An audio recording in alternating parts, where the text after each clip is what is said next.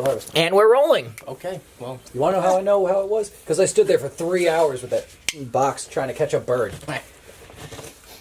And welcome to the Comics Brew and Chew podcast. Thank you for listening to that small tidbit of our life. And today we are going to talk about several things, chop it up into 3 episodes, and then make you guys listen to all of them. First up on the docket, I believe chosen by a majority of the group, because Tom didn't read shit, is Long Halloween from Jeph, Loeb, and Tim Sale, which is currently behind me on the couch as I open a beer. Batman Long Halloween. Batman Long Halloween. As usual, I am Fred. With me is everybody shoving food in their mouth. Hello. Hi, I'm Tom. Mouthful of Tim Tams. And I don't know how to read. Or manage your life. Clearly. Yep.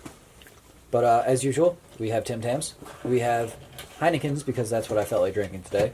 And also, Rhodes Mary's Baby Scary Good Pumpkin Ale. I'm even drinking it today, so Yeah. I mean... It's got to be good, apparently. It's a rum barrel aged pumpkin ale. I have yet to try Is it. this local?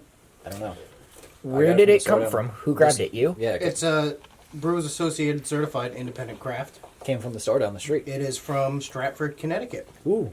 So from a brewery Not too bad. several miles down the street. Or like an hour. I don't know. I don't know where Stratford I don't is. know where Stratford. Yeah, I know where Stratford is. We're Googling It's it probably later. far. Right. So, we were planning on doing this book for the month of October. That didn't happen. We're failures. We were going to have a special guest. That didn't happen.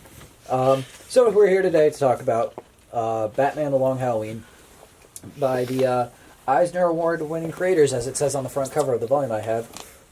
As I said prior, Jeph Loeb and Tim Sale, who have worked for both sides of the comic book aisle.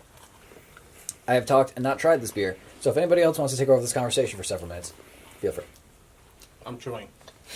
Alright. So, Long Halloween. Not bad, by the way. It's not good news. I'm probably not the best person to give a synopsis, but there's a new killer in Gotham City. He's striking on holidays only. So naturally, Starting when? on Halloween.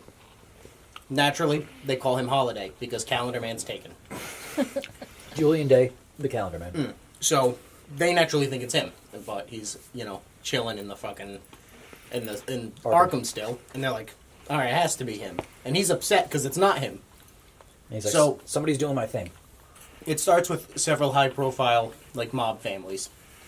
Who we have seen, if you are at all familiar with the Batman movies or other works in the Batman universe. It's the Falcones It's and the Maronis. Falcones and not. Oh yeah, Carmine Falcone. Why did I think his last name was Carmine?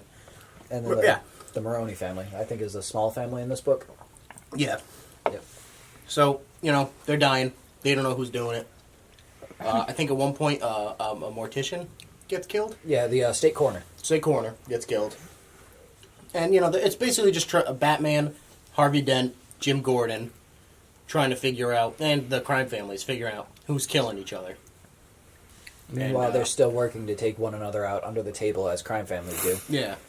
And somewhere in the midpoint of the book, there's a breakout at Arkham Asylum. So now Batman has to deal with his rogues gallery, and this new killer, and the love interest Selena Kyle, and what she's doing in the book, because she's always showing up everywhere, which Amanda and I both know the answer to because we have read the sequel, Dark Victory, which may or may not also feature on a later podcast, if we continue doing this at any point.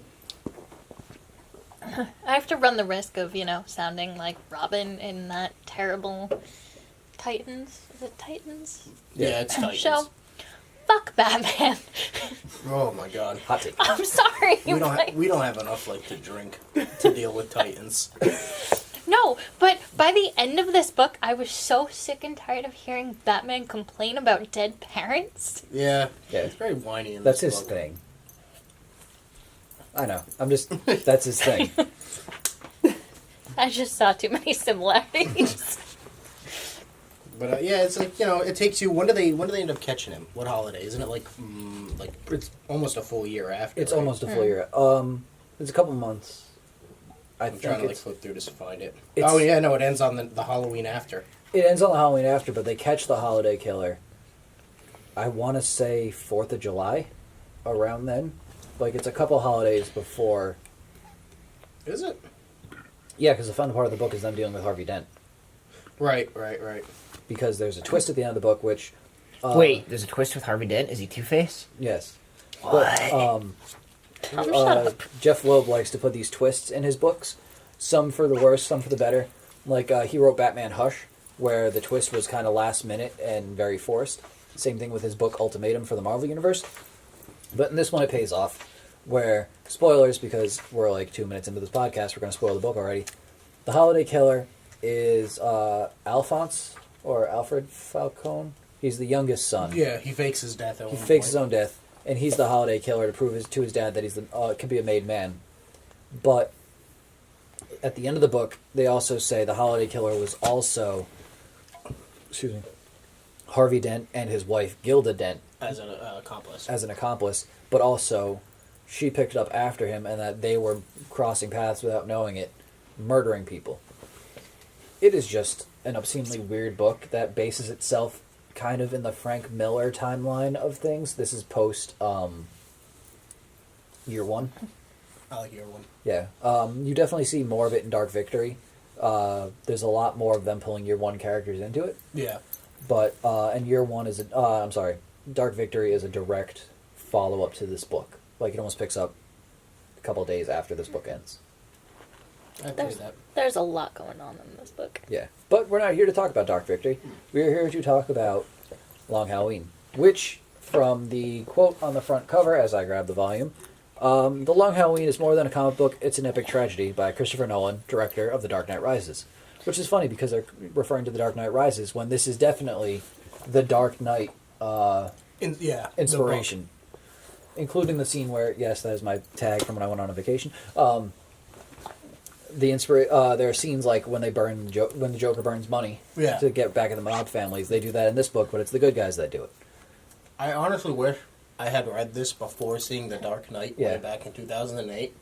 Because, like, there's two ways you can, like, adapt a comic book to film. Right. And this one does a really good job. Because if you have never seen Dark Knight or read this, and you read this and then watch Dark Knight, there's points where you're going to be like, I know what's going to happen next. But guess what? You don't know what's happening next. He definitely uses it for homages and stuff, which is funny because the beginning of the book is also an homage to a previous movie, not that he made. It's the wedding scene from The Godfather. Oh, yeah. Is it really? Yeah. That's great. Well, if you read the book, Tom. I should read the books. You should read the books. It's really not that hard to do. They have pictures. Yeah, but like I said, I've basically sold my soul to the Dune books. Yeah, but what's your excuse for Marvels? I sold my soul to the Dune books. But one Much thing less I like pictures is than those. the first line in the book Also boring. is I believe in Gotham City, which is another motif the movie heavily adapts. Right. And also I believe in Harvey Dent. What year was this book? I don't even know. As he sits on his phone, I could just Google it. Not you, Tom. I'm saying... So instead, he puts it away. Tom literally has his phone in his hand. I have a Tim Tam in my hand now. Why don't they put years on these things? It's because it's a reprint. Yeah, that's true. I'll look it up. I got it. This is from 1996, 1997 was the original run. So full 10 years before. Yeah. A solid. About, what, like 7-8 years before Batman Begins? Something like that? Yeah. That was 2005, I think. Yeah. But it's cool. They do a lot with the characters of Catwoman and Batman. And by that, I mean they use them. They don't really use them to any great extent outside of, like, hey, they like to sleep together, and he's rich, and she wants to be rich. Do they know who each other are at this point? Because, No. like, they never really hit on that. I think he might know who she is. Like, he knows that she's Catwoman. I think she suspects he's Batman. Yeah. But it's neat when they throw Poison Ivy in there, and she mind controls Bruce Wayne. And, Yeah, I thought that was really cool. Yeah. I so enjoyed Catwoman in this. As a character or the art for her? Both. Really? Because that suit that she wears is in one of the Arkham games, and it does not translate. It really doesn't. I remember when I loved that costume and you put it on her, and I was like, what the fuck? And then Fred's like, we're going to read Long Halloween. I saw the costume in the game before the book, and I was like, man, Catwoman's really bad looking in that game. And then the book does it better. The book does it better. I read this book a while back. I got it from my local library. They had it. I had already seen The Dark Knight. I read this book. I saw the Catwoman costume, and then I got the game years later, and I saw it, and I was like, that costume looks familiar. I don't know why. And then rereading this about this time last year, because my friend Caleb, two of his favorite Batman stories, because Batman's the only character he reads, is this, but he likes Dark Victory more. I tend to lean on the side that I like Long Halloween more, but there's a Mr. Freeze chapter in Dark Victory, and he's my favorite Batman villain. And the artwork from Tim Sale for Mr. Freeze was phenomenal, because his minimalistic style, or kind of minimalistic style. Like it's cool because it's underground, and all you see is Freeze's suit glowing blue, and then these two red eyes glowing in the dark. And it's awesome, and it does more with Harvey Dent and informs more into his character and stuff. But I really like the art in this book. yeah, It's I don't know, the way the shadows are done, and it just fits Batman really well. I love the holiday pages too. the intro pages. oh, the intro pages. I didn't know if you're talking about the murder pages where they focus on very specific things, like so every time the holiday killer kills, there's a motif that the page is usually black and white, but the object for that holiday is in some color representative of that holiday, because the holiday killer not only strikes on particular holidays, but also leaves behind mementos of that holiday. So they it's like a bear and a box of chocolates on Valentine's Day. Yeah. It's a jack-o'-lantern bucket on Halloween. It's a statue. It's a mini Statue of Liberty on the 4th of July. It's even weird because they do like St. Patrick's Day. I mean, it's not weird, but like Mother's Day, Father's Day, New Year's, and then at those points in time, between Christmas and New Year's, the Joker's out, and he's mad that the entire city's focused on the holiday killer and not him. He's almost kind of like too much of a distraction. Almost. And that's the weirdest Tim Sale's art gets, because that is a weird Joker. Yeah, he gets in his little like biplane and Yeah. he's flying around with like bombs or something. I don't even remember. Yeah, he's like, if you don't pay attention to me, I'm going to blow up Gotham City. In very typical Joker fashion. Right. But it's not like Joker gas bombs, they're like legit bombs. Yeah. It's just so goofy. He's flying around in a goddamn like biplane. Where'd he get it? Who gave the Joker a biplane? So in another story I'd love to do, but it's been done to death, and it's actually incredibly boring. Death in the Family. I want to read that. I'll lend it to you. I have it. When the Joker kills Robin. Kills.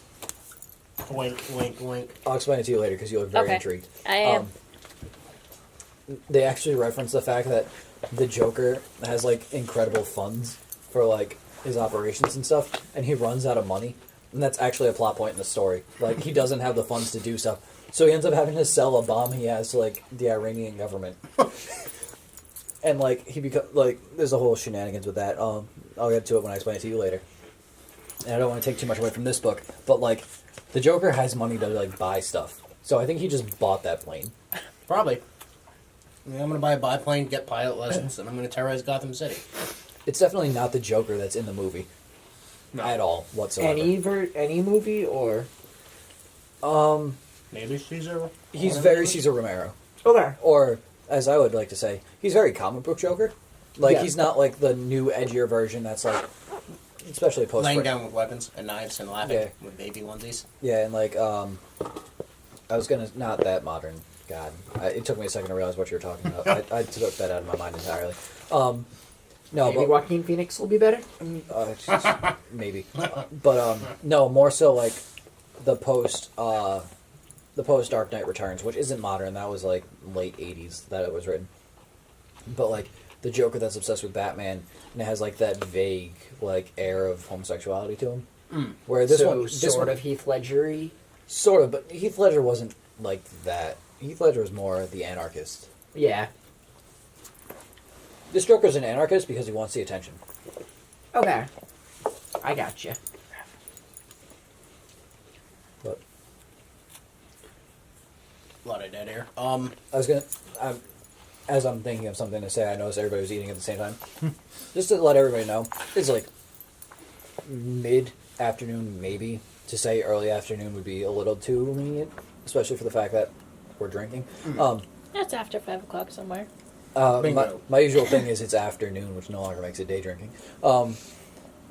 But in the story, just want to get that Tim Tam off my hands before it keeps melting. We get to see a lot into the lives of characters we don't typically get to. It's not to the extent of year one we get to see Gordon, but you get to see the home life of Jim Gordon, and you get to see somewhat the home life of Harvey Dent with his wife, and how like obsessive he is with his job as the district attorney. Batman almost feels like a third wheel character in this book. Yeah, he honestly, the spotlight isn't on him as much. It's more on Harvey Dent, Jim Gordon, and then the crime families. it shows you that element where Batman is this force in Gotham City, as everything's stuck in my mouth. Force in Gotham Are City. you wiping your hands on my pants? Got it. As much as he is like this vigilante, especially because he's almost like they mention him as like the turning point, because the crime families bring up that point that like, hey, all these freaks started showing up after that Batman started stopping people, and this not only shows the downfall of the traditional crime family in Gotham, but also shows the rise of Super the criminals. super criminals or the themed criminals. Like, granted, they're all in Arkham anyway, so they were around. Yeah. But them getting broken out and then them working with the crime families directly. Yeah, but I think the only one with really, like, impressive powers that they end up working with is Poison Ivy. Everyone else is a guy with a gimmick. Yeah. Like that scene, but you have to admit, that scene with Mad Hatter and Scarecrow when they're leaving, and then Scarecrow showing up on the horse, being like... Who's speaking in riddles the whole time? Is it Scarecrow speaking in riddles and, No, and Mad Hatter's just like... Mad Hatter's speaking in lines from Alice in Wonderland. Oh, yeah. He's, usually he's referring to the walrus part. Jervis Tetch. Yeah. But I mean, the Scarecrow just looks cool riding around on the horse. On a horse, yeah. I really liked when until he shows up and the Batman begins on the horse. Yeah. But then Batman shows up and just like punches him in the face, and he's just like, "You're a psychiatrist in a Scarecrow costume." Like, but then if you knew the secret to Batman, you'd turn around and be like, "You're a rich kid in a bat costume. You're a sad orphan." Yeah. Wait, Batman's an orphan? Yeah. No. Everybody Where'd points. you get that from? Everybody just points out the fact I've seen online that like if Batman just got help when he was a kid, this would never happen. It's really Alfred's fault. It is Alfred's fault. Mr. Wayne. Signs up for therapy. Now. What was it? There's something. I mean, like, there's the origin of Harvey Dent. Mm-hmm. There's the secret backstory between, not the secret backstory, but the history between the Falcone family and the Waynes finally coming to the forefront, Oh, yeah. which is a really nice plot point. Like, as in, You have to refresh my memory on that. so Batman's parents, Thomas and Martha Wayne, were well-to-do philanthropists, but Thomas Wayne was also a surgeon. And Falcone, his father, was brought to the Wayne Manor one night after being shot, and Thomas Wayne saved him, not on the grounds of "you're a mob family that could ruin me entirely," Yeah. but this is a man that needs help, and I'm a doctor. I'm obliged to help him. Yeah. And I will receive no form of payment from you guys because I don't want to deal with dirty mob money, and I'm not affiliated with you. But out of respect, because that's the whole mob thing, the Wayne family gets left alone. Like, the Wayne family is off limits for the Falcones because they're the most prominent crime family. They pretty much state that the Waynes are off limits for everybody. Like, you can't intimidate them, you can't steal money from them, like, you can't do anything. Like, the Waynes are too good for this, like, crime family stuff. Yeah. And it comes out in the open when, that is wholly impressive. She's trying to fit inside of a six-pack box, and she actually, sadly, doesn't fit. Almost, though. Almost. You almost had it. So what we got to do is get all those beers out of that We're, Heineken case. we're talking about the cat. We're talking about it. We're trying to get Amanda to fit in a box. That's why she's not talking a lot. I mean, But, I'm almost small enough for that. But yeah, no, it's just it's nice that it adds to the background sounds of them. Halloween candy to fit the occasion. yeah. Also because it got Smells like peppermint patties. Carry on. because it got super marked down at work, and it was the last bag that we had. Nice. Yeah. Good find. Yeah, it was just sitting in a carriage outside the back room. Nice. Yeah, Throw me one of the peppermint patties. Peppermint patties. Mm-hmm. Yeah. Thank you. Wow. Okay. Fucking quick hand Pulaski. Thank you. you're welcome. To get the peppermint patties, we can't read a book to save his life. But not to harp on the whole connections with the Dark Knight, but there's the whole court scene where had I read the book before seeing the movie, there's a scene in the movie and in the book where Harvey Dent's in court talking to Maroni, or well no, who's he talking to in the movie? Is it Carmine Falcone? He's talking to Maroni in the book. And then he's talking to somebody else, a mob enforcer. I forget who it is. Yeah. And he's talking to the guy. And, Dent's, like, cracking him. And he walks up to him, he confronts him about something. And in the movie, guy pulls a gun. In the comic, guy throws acid on his face. Which is a traditional. Yeah, bringing birth to Two-Face. Which, again, if you had read the book before seeing the movie, you're like, oh my god, Two-Face is about to come out. But instead, the guy pulls the gun on Harvey Dent, and Harvey Dent knocks the guy out and takes the gun. Yeah. But In almost all of Two-Face's backstories or It's acid, inceptions, it's acid in the courtroom. This is just that Except the type- Billy D. Williams one. Right. oh, he never became Two-Face, did he? No, because by the time that franchise continued, Tommy Lee Jones replaced Billy D. Williams. And they never explain Two-Face. He just is. Wait, no. Billy D. Williams did get to play Two-Face in the Batman Lego Lego Batman. Batman. Oh yeah, that was a thing. Which That's right. has the second best Bane of all time, only following Tom Hardy. Wait. You mean Gotham's Bane isn't the best Bane? You mean Oh my god. you mean Darth Vader? No. I think we just need to stop Batman for a little bit. You know? I'm honestly curious about the Joaquin Phoenix Joker. I'm curious. I'm not. I can't trust DC anymore. Even Aquaman, they released that 5-minute trailer. I liked that Aquaman trailer. You know, I thought Black This- Manta looked really cool. This That new was about trailer. it. I was at Comic-Con all weekend. I don't know what happened. This was from New York Comic Con like a month ago. I'm gonna give DC a little bit of credit here because now they have Gunn. Oh yeah, gone now. I thought you were going to say they have guns. I'm like, yeah, they gave him to Batman, and that was wrong. Oh, James Gunn. Run. Good to me. I mean, I'm not a fan of James Gunn. I'm glad he has work. No one should be put out of work. Regardless of what. I mean, he said some fucked up stuff. He apologized for it. It's 10 years ago. I understand Disney. They can't have that. Right. It's Disney. Mouse.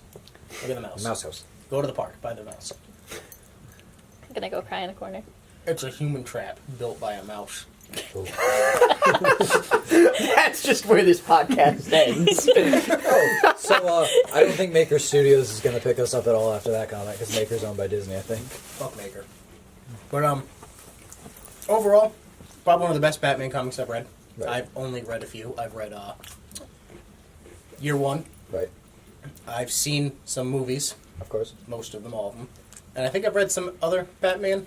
We did Gotham by Gaslight. Gotham by Gaslit. I didn't, so this was my first. I didn't like it. Neither did I. By But Gaslight. nice Mignola segue into us doing Hellboy at some point. Yes, it will be. Tom would have to Tom would have to reread the book for that podcast, and he can't read any book to begin with. Fred, Dune. So, Tom, It's taken my life. shut your mouth. But, speaking of which, if we do another DC animated podcast, the Constantine movie I just watched, actually pretty solid. It's like edgy Doctor Strange. And they actually call out Doctor Strange in it. Really? He makes a Cumberbatch joke. wow. He's like, who do you think I am, Cumberbatch? Nice. We Got still it. need to watch I Kill Giants. Yeah. And it's still sitting on top of my dog's cage. Will you stop kicking Because me? it's part dog cage, part table. I'm hitting my foot. I mean, I think we all have something that's part table in our house. Yeah, my shield box. But, This is your 6.5 minute warning. okay. And So that was do we want to end this one at 30 minutes? yeah, I think or we've said ended around everything there. that needs to be said. Well, I was going to ask, as far as the books everybody's read so far on the podcast, because we started doing this last time, where would you rank it as far as books go? I think it's my favorite. Really? Hands down, it's my favorite that we've read. I mean, it's up there, but I think I Kill Giants and Punk Rock Jesus come first.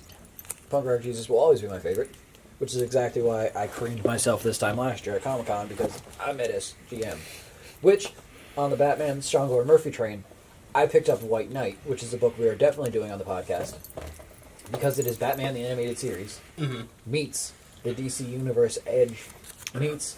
No, like, in a good way. Okay, I'll take your word for it. And- Speaking of, isn't animated series getting a Blu-ray release? It's already on Blu-ray. Oh, sweet. Yeah, Okay. I used to Um, love that as a kid. So it's not like edgy like the movies are trying to make everything edgy. It's Yeah. like they put it's not as cartoon, but they Yeah. based it around the cartoon world a bit, and then added some changes to some characters that like Scott Snyder made, who's a great Batman writer. Which another book I'd love to do if you guys would be down is Court of Owls, which is a I want to fantastic. read Court of Owls. It intrigues me. It's a great Batman book. The only thing is it's like 2, maybe 3 parts long, which is like 2 to 3 trades depending on which parts Yeah. you read. So that means I have to deal with more. My parents are dead. Actually, no. Ooh. More with my great grandfather's dead because he fell into a sewer. Oh, okay. There's a funny story behind that. But, John, in your room, I know this because I lent it to you. There's also a Scott Snyder, Sean Murphy book called The Wake, which is a... I haven't read it. I know. Do you want it back? At some It's point. taking up shelf room. I know it is. But it's an aquatic horror-type sci-fi book, in a way. That sounds like something that I would like. We should have done witches. Yes. For Halloween. A witch. So, There's a witches. new There's a new one. That just came Christmas, out. There's a new one? Halloween. Halloween. Yeah. Well, it's like an in-between Right. cool thing. An in-between quote? because I like that. Well, here's the thing. We couldn't Volume even 2 hasn't started yet, but it was a mini-series. The Empire Strikes Back is my favorite in-between quote. Yes. We couldn't get Long Halloween done for Halloween, so it looks like Witches was definitely going to happen too. maybe next year. Yeah, maybe next year. Oh, wait, don't. Shush. But if we'd like to get the Christmas book done, I have to figure out what happened to it to order a new one. What book are we doing for Christmas? Klaus. We're I can revealing look this in my now. stacks again and see if I have Mouse? it. Klaus. Klaus Battler. Okay. It's by Grant Morrison. It's the origin of Santa Claus, but it's kind of like Santa Claus to Come to Town, that old movie, the Oh, the claymation? claymation one. But like if it was badass in Game of Thronesy. Okay, that sounds pretty cool. Yeah. Oh, it's beautiful. Game and, of like, Thrones meets Santa Claus. and like it's hardbound. All the pages are gold leaf on the outside. I swear to God, I lent it to somebody in this room. I'll check my stacks I'll check again, my but Fred, box. I have like 17 stacks of comics from you. Yeah, most of them are for you to keep. By the way, that's the thing. I think you need to go through them and tell Yeah, me go which through my ones. room and tell me what's for me to keep and what's yours. I have to do this like and- every 6 months. Because I Something like can't that, touch them until you do. I'd let Fred go through my room. It's a mess right now. It's just So- shit everywhere. So all I'm getting is Amanda has to be there, so Amanda knows what book she can take home. Yeah, But, basically it. As we sort out our dirty laundry, that was episode 5 of Comics Brew and Chew. Yep. Maybe Something 6. It's an episode. It's an episode. One of those monthly episodes we're going to do every 4 months. Hey, you know what? We could launch these 3 all in a day if you want. We could, but I mean, we could also space them out a little bit. Should I space them out? How much should I space them out? A couple days. Well, considering that, who knows Well, when the because next one will be. just because you said you want the Comic Con one first, but we already said that this is the Okay, next. why are we one. doing this on Yeah. It doesn't record? matter. Okay. But I mean, if they listen to our dirty laundry, they listen to our dirty laundry. Thanks Time to for end it. listening, everybody. Thanks for yeah. That was Are we cutting this one? Yeah. So talk about our social media, Fred. We have social media? No, but tell them to subscribe. Yeah, subscribe, obviously. All right. Social media if we want to do social media. Bye, guys. Another thing to talk about Mwah. on the podcast. Oh.